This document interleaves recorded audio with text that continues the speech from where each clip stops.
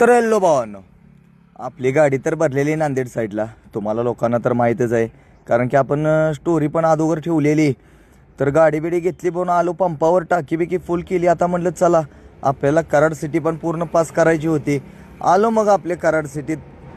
Traffic लागलेलं, सगळं traffic बिफिक pass केलं आणि मग काय लागलो आपल्या रोडला.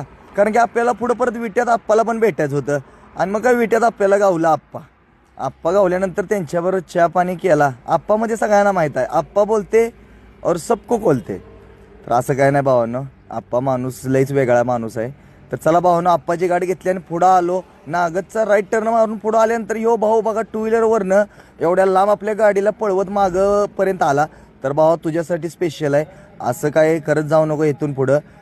मागं काय येत जाऊ नका भावानं, असं टू व्हीलरवरनं रिस्क घेत जाऊ नका. मग काय पुढं आल्यानंतर आपल्याला सगळी भाऊबंद आपल्याला सांगोल्याची गाठ पडली, त्यांच्याबरोबर गाठभेट घेतली. आता म्हटलं चला आपलं निघूया, कारण की आपल्याला सोलापुरातून इम्तियाज भाईला पण घ्यायचं होतं. आपण एकटंच होतो, सोमा काय आपल्याबरोबर नव्हता.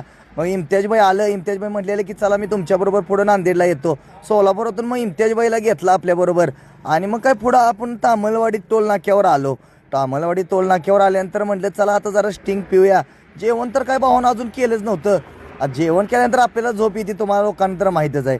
म्हणून काय जेवण बिवण केलं नाही. मग डायरेक्ट आलो पार्टीच्या दारात, गाडी बिडी घेतली खाली करून आणि खाली करून निघलो. आणि आता म्हटलं आता नाश्ता करायला लागतंय.